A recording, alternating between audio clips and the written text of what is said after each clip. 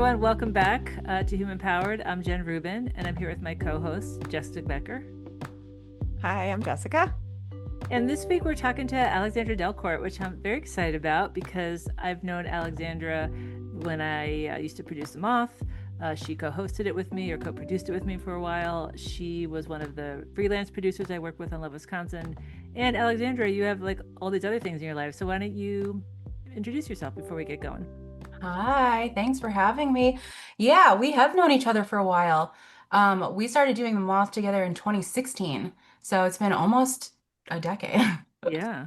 Not to make anyone feel, any kind of way about it, but it's been almost a decade. Yeah, I'm Alexandria Delcourt. I am from Madison. I work as the editor for Our Lives magazine, and I run creative writing workshops here in Madison. I'm a fiction writer and a poet. I have my MFA in fiction from the Stone Coast MFA program in Maine, and I'm a mom. Yeah.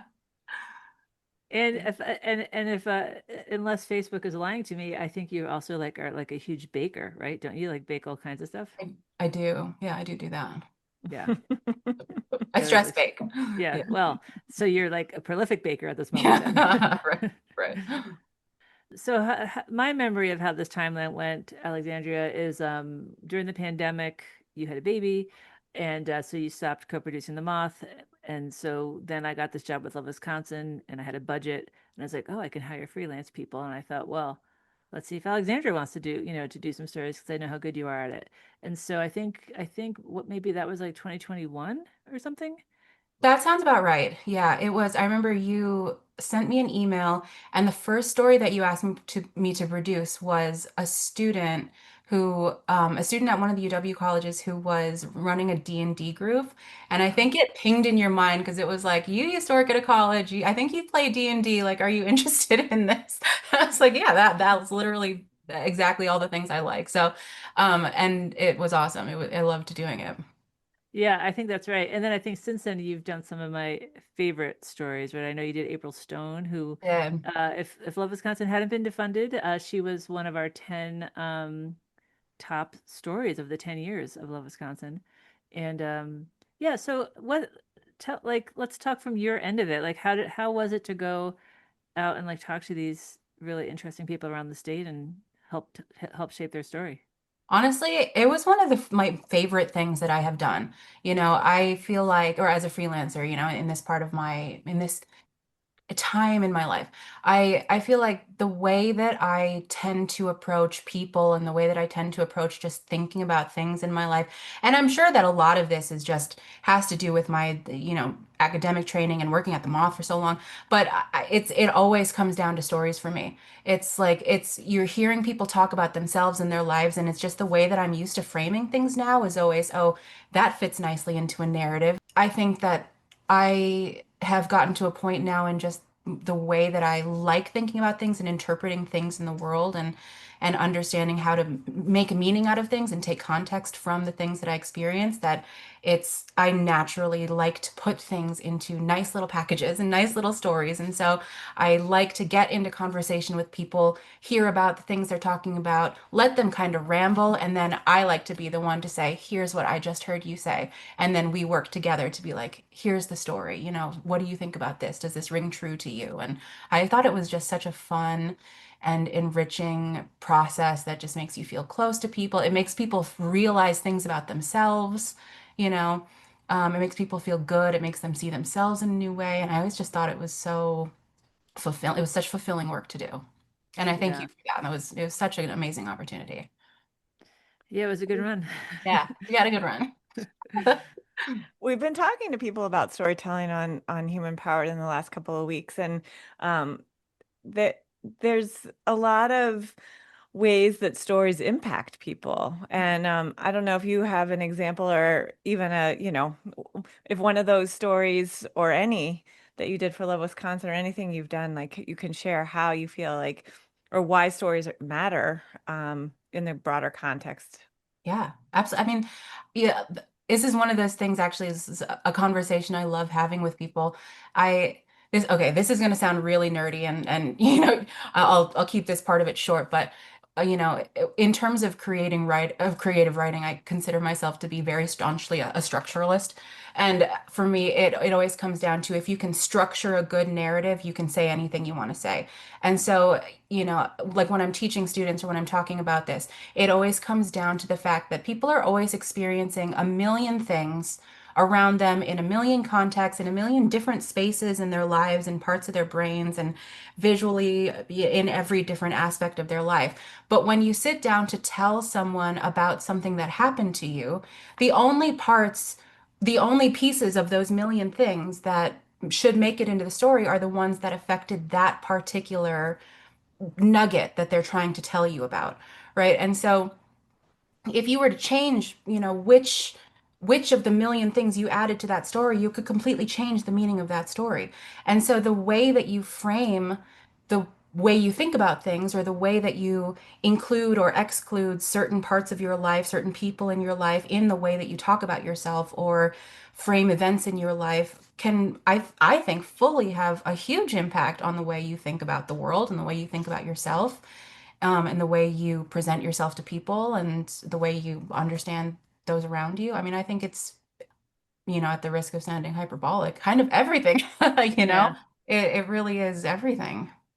Yeah, the way I sort of think about it or describe it as like, you know, any memory you have or anecdote you have, like you could tell 30 stories from that and you just have to decide what direction you're going to pivot into, you know, which Yeah. I think people have sort of found that kind of freeing. It's like, because I Mhm. think to your point, I think you feel like I have to tell all of it in the story, and that is so chaotic, Right. to try and do all that. One thing though, as long as we are sort of like nerding out on stories a little bit, one of the things that like I've thought that has just been so enjoyable with Love Wisconsin versus working with folks on telling their story the way you might do it on a Moss stage or somewhere else is like you can't just like pause someone at minute 2 and say, that thing you just said, like we'd love to know more about that, Mm. or like, and so I think, I love a story told on a stage. Like that's my favorite thing. But I think that's partly why the Love Wisconsin stories can be so rich and complex because you can pause someone, and then Right. who doesn't want to be asked for more details? Like that's the dream, Right. It kind of is the best of both worlds because you have the ability to let them talk about whatever it is and talk about the things they're planning to talk about. But then you, as the person who has, you know, has a sense of how to put a story together, you get to be like, okay, well, what if we did this? What if we did this? And then you get the chance to really craft something great, which is so fun.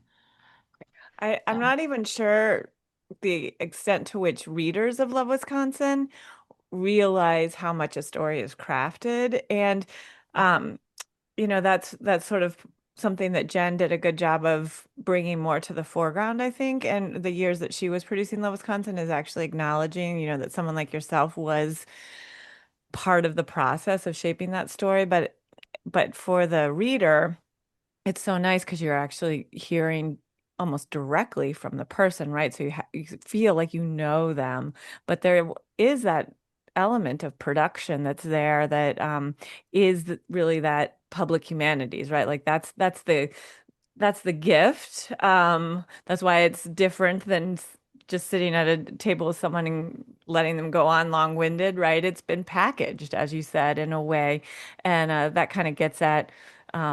Sadly, we often find ourselves going, and that's what's been lost, right? Right. right. That's what Yeah. the humanities funding helps to support is Yeah. that when you put it in a package, it makes it more digestible, it makes it more understandable, and ultimately I think has a greater impact when someone reads it. Yeah. Yeah, I just want to say one more thing on that, and it's one of the reasons why, Alexandra, I liked working with you so much, is I think part of that, to what Jessica's saying, it does seem like an invisible thing, right? Like, here's Mhm. someone's story, they just told it, done. Like, you don't realize for it to be so good, a lot of work went into it. And I think for the freelance producers, some people I hired were journalists, some people were just deeply embedded in community. And so not everyone was comfortable, like, or sort of understood organically how you move around an interview to shape it into a story, right? And so, Yeah. and that probably, I don't know what it was like for you the first time. It is a little nerve-wracking to be like, oh, is it okay if I took this part and moved it up? Sure. But that was something I think, I guess because you're such a good writer, like that just seemed to come easy for you. Well, you know, here's the thing. For several years, I don't know if you know this actually, for several years, this happened. I was doing this work often in summers when I was teaching. I used to teach at UW Whitewater. And so often in the summers, and then when I first, like early in the pandemic, um, after I stopped teaching at Whitewater, and I think there was probably a lot of overlap during Love Wisconsin years as well. I worked freelance for a memoir company in New Jersey. Oh, that's And great. yeah, it's a company called Life Story Memoirs. And basically what we did is we would do these long form, I'm talking about like 10 hours, 12 hours, 14 hours interviews with people who, usually older people in New Jersey. And so a lot of them were older Jewish people, Holocaust survivors, families, and we would take these people who spent, like I said, 10 hours, 14 hours just sort of talking about their lives, going from thing to thing to thing, and we would turn them into full-length memoirs, And so when it comes to like moving stuff around and, taking content from a lot of spoken transcripts, or I mean transcripts from spoken interview, that was something that I had just no problem doing. I was like Yeah. fully ready to do that. Yeah. Yeah. Well, I'm curious how you got into this in the first place. I mean, sometimes, you sort of naturally drawn saying like, I'm a storyteller, I'm a writer. I've just been doing this my whole life. Tell us how you figured out that this is the gift you have for the world. How'd you get into this? So actually, I think it's two things. When I remember when I started college, when I was in high school, I was very much on like a science track. I did all the AP science classes. I was going to be like an environmental scientist. And and and so I took all those classes, and then I took a class at some point in college. It was called The African Storyteller with a professor. His name was Harold Shoaib. And it was like that one class, and then I was done. I was like, I'm not doing sciences. This is what I'm doing now. And it really kind of pivoted from there. And I started taking folklore classes and anthropology classes, and it, really just it was a full pivot for me at that moment. And we were talking about like oral history and the hero's journey and right those kinds of things. And and then the other part of it is that around that time, my grandma, she's from the Philippines, she's alive. She's from the Philippines. She was a child, like 5, 6 years old in the Philippines during World War II.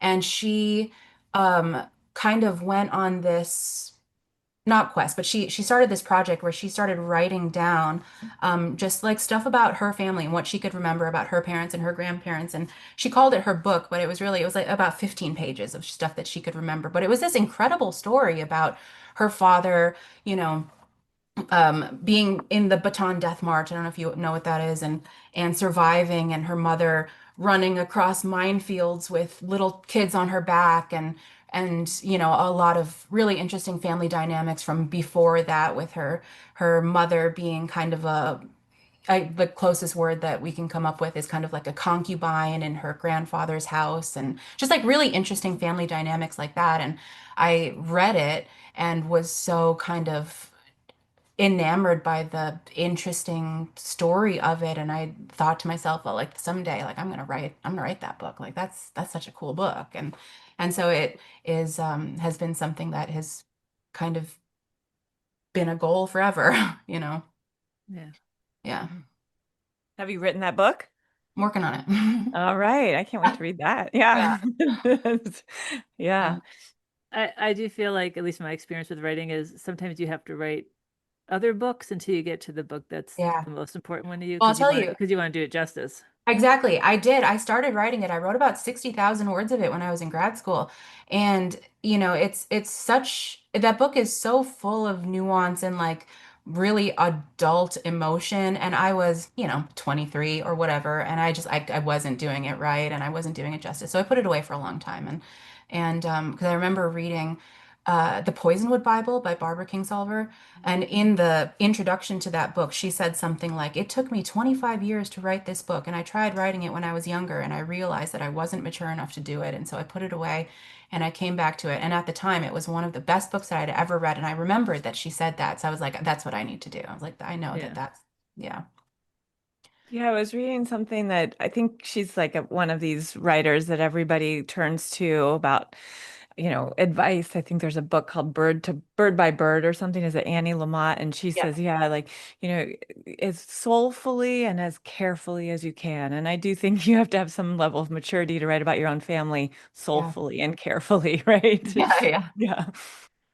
So I think you mentioned earlier when we were talking that you are leading like is it a memoir writing class or any kind of writing class? Yeah, it's open genre. The Isthmus Writing Workshop, it is a small group capped at 8 students of open genre, any level creative writing workshops. And so I'm running it structured like a graduate class where we are submitting, original works. We are running high level craft discussions and highly structured feedback sessions. Um, and so far, this is the second one that I've done. I did one in the spring and now one in the summer, and they've been incredible. Like they're 12 weeks long, so they're long. They're long time investments for students who are taking them. And I feel like the progress that we make from week 1 to week 12 has been really incredible.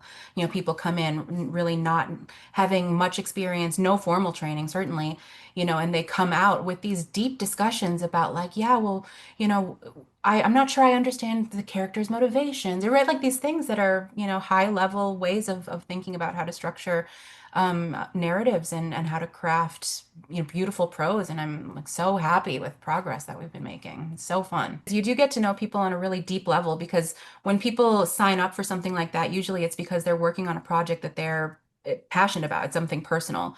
So we had somebody who's never taken a poetry class who's writing poetry to get through grief about their father. And we have somebody who is um, trying to write a memoir with no writing experience about their journey surviving blood cancer, right? Like things that are really emotional and really personal, but they just need help doing it because this is not the field that they worked in. It's beautiful. Well, is there anything that you see, that maybe it's not even your field or you don't even have a stake in it or a hand in it, but is there anything else that you have noticed that when you think about the ways that the public humanities, maybe even want to like, what does that even mean? That you see happening that you are finding inspiring right now or curious about? I mean, it's such a weird not a weird question. I mean, it is a weird question just because it's a weird time for it. But, I think it's hard right now because there's so much of the what you come to rely on as funded programs and things that you're used to being there, and like, oh yeah, there's this thing, there's that thing, and they're just not there anymore, right? So much of that is changing or is gone or looks different or is reduced or is, whatever, that I think in terms of what I'm seeing and that I think is interesting is that it's not like humanities work, regardless of whether it's formal or it's paid or it's funded or whatever, it doesn't stop. It's like we're still here, right? We're still here doing the podcast, and people are still showing up to events, and people are still sitting around their tables telling stories, and people are still going to art shows, and people are still painting, right? People are still doing that work. People are still living lives, right? Therefore, humanities are still happening. And so I do think it'll be really interesting to see I mean, not whether, but how people shift, because I don't think you can continue to live among other people if you're unable to tap into those connections with people around you. And so I think it'll be interesting to see whether those kinds of connections come like person to person organically, or if we do see a lot more grassroots programming coming up, or how it happens. It will happen, right? It's just it'll be interesting to watch. Yeah. Yeah, I agree with that. And also, I think that, you know, I feel like the people who look are who know to seek stuff out. Like I'm writing a memoir, I'm writing something, I'm going to see what's out there, and they find you. Or I want to do a storytelling workshop, and they find me, right? But I think the places where, oh, turns out it was a Department of Education grant, which is why they're able to bring these people in to do this stuff. So I feel like for the people who aren't looking for it, they don't know that this would really be like such an amazing thing to help them in their life, like, but they come across it because it's part of something else. Like those are Sure. the things that I think I worry is going to go away, right? Yeah. Because yeah, It could be. It could be. And I thought about this the other night too. If this also means a decline in things like, high level writing, high level production TV shows and a rise in reality TV, right? Because that often happens if you don't have like, skilled artists creating those things. And that'll be one of those things where people won't necessarily understand why that happened, but they'll say Right. like, why does TV suck so bad right now? I have a high tolerance for The Circle, but even I Yeah. will cap out Right, right. Yeah, more no, than I one love year. Bachelor in Paradise, but I have a limit. Yeah. Yeah. That's interesting. I recently heard that the TV writers now have to acknowledge that people are doing multiple things while they're watching TV. And so you have like the the dialogue has to be a little more repetitive. The storyline has to be a little bit simpler. There have to be a lot more clues about what's happening because you have to remember that people are also looking at their devices while they're watching TV, or they're watching a really small screen. And so already those factors Interesting. mean a sort of less sophisticated Right. product. Oh, Yeah. thanks. Yeah, I hate that. So you're the editor of Our Lives magazine, and what does that look like? What are you doing? So a combination of things, right? There's the editing people's work that they submit to me, but then there's also content curation, right? Like looking for what's happening in the community and trying to figure out, oh, would that make a good story? Is this something that would resonate with people? Is this something timely that people would, want to read about? Or are these items, current events, things in the news that people really need to hear about? And it is a little bit different than the work I'm used to doing because there is this cyclical nature of the printing cycle that is kind of new for me, a new part of the work that I'm not used to doing. But I actually really enjoy it. I like working with other writers a lot, as not being the one that's actually writing the stories, but saying like, hey, here's the idea of the story. You go find the story and bring it back to me, and then we'll shape it together. That's kind of fun. It's like not doing the legwork, but still being able to work with the content and yeah, it's really fun. And Our That's Lives is, awesome. yeah, Wisconsin's LGBTQ magazine. I think in terms of humanities work, I think the most important aspects of what we're doing there is uplifting people's voices and finding people who are doing good work that is making change, that is affecting people, that is putting positive things out there and platforming it, basically. Yeah. I actually have something I want to go back to from earlier when after you were Oh, talking about the 12-week thing that you do. And like, for me, the thing that I really enjoy, like learning about, knowing about, is people who are just like digging in locally with the thing they're good at, right? mm, And so, right now I feel like, I know I'm speaking for myself, I'm speaking for other people as well. Like, it's such a crushing time. And I think it can be really hard to think that anything you want to do that's expressing your own self is a good use of time right now. Like, we should just be mm, out there fighting back authoritarianism or whatever. And right. so I think, but it's so personally useful to do that, and that keeps your spirits up, and your spirits need to be up to meet this Yeah. moment. And so I just think that, like, I just sort of like that, you're using your talents and you're doing this class and people are coming together. We all need to come together in whatever way.